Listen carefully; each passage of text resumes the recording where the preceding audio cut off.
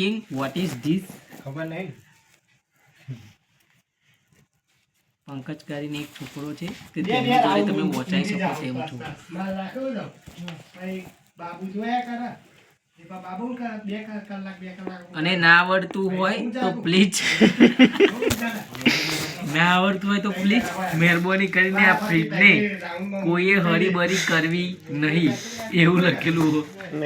મહેરબાની કરીને જો આ ફ્રીજને બગડવાનું થાય તો પછી અમે બાદલું રિટર્ન લેવામાં નહીં આવે. જેને હરી કરીએ છીએ એને આ બધા પૈસા ચૂકવવામાં આવશે.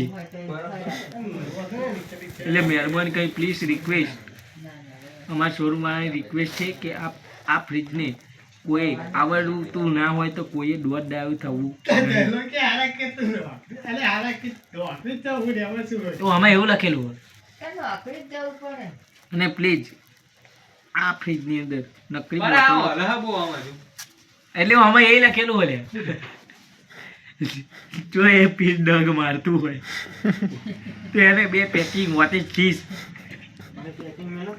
વોટ ઇઝ ધીસ એનો કોખાનું પેકિંગ નહીં મૂકવું. કોખાનું ના મેં એવું કહ્યું.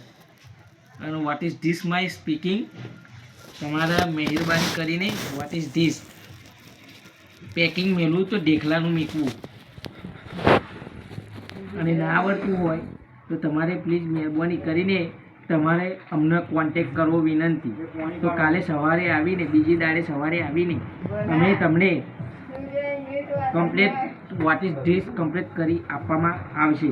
ચાલુ કરીને બોટલો ગોઠવીને આપવામાં આવશે. મહેરબાની કરીને રિક્વેસ્ટ કે આવડતું ના હોય તો પ્લીઝ ઓકા નમીને કોઈએ હરી કરવી નહીં.